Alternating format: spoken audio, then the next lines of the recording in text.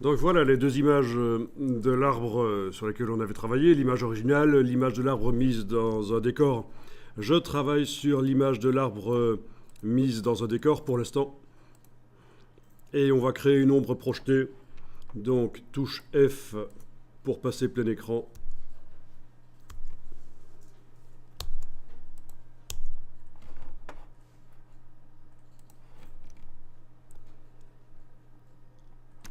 Alors il n'y a pas vraiment d'ombre projetée dans le décor, mais il y a une belle surface sur le sol pour faire une ombre projetée, donc on va en faire une sur l'arbre.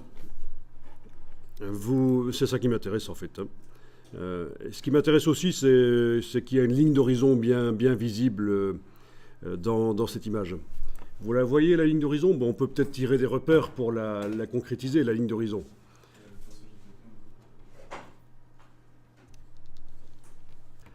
Alors faites CTRL R et au départ de la règle du dessus, vous allez cliquer glisser pour faire un repère.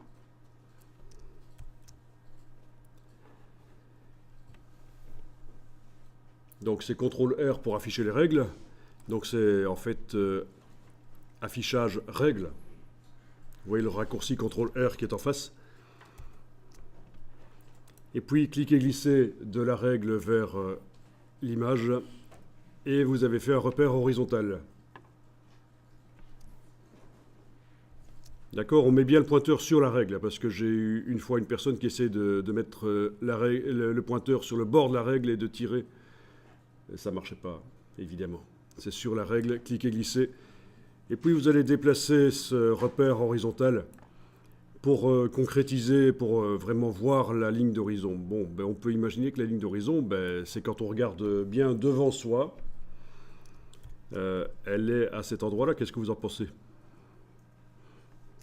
L'horizon, l'infini. Voilà.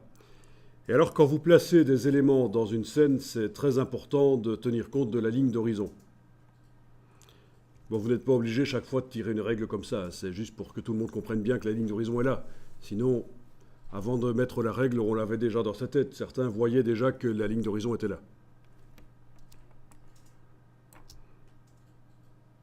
Bon.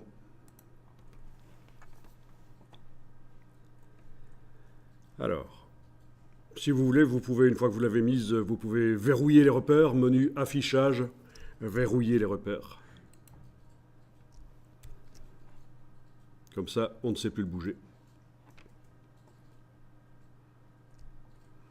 Et alors, votre arbre, suivant l'endroit où vous le mettez dans la scène, ben, il apparaît plus ou moins grand.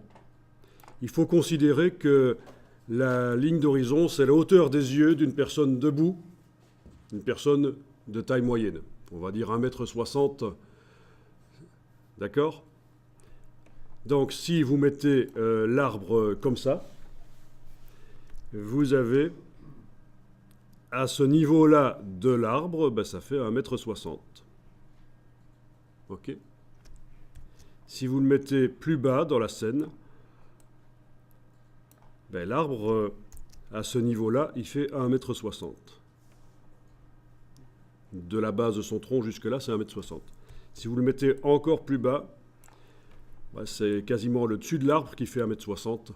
Donc voilà, sans changer la dimension de l'arbre, sa position dans la scène donne une perception de sa taille différente. Si je le mets comme ça, quand on le met comme ça, on a l'impression qu'entre la base et la ligne d'horizon, c'est 1,60 m. Et donc, on a un arbre qui, à vue d'œil, fait à peu près 20 mètres de haut. 25 mètres. Si je le mets comme ça, ben 1,60 m, c'est là. Donc, on a un arbre qui fait à peu près 3,50 m.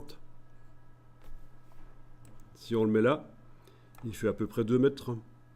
Voilà, c'est comme ça que ça marche. Même chose pour les personnages.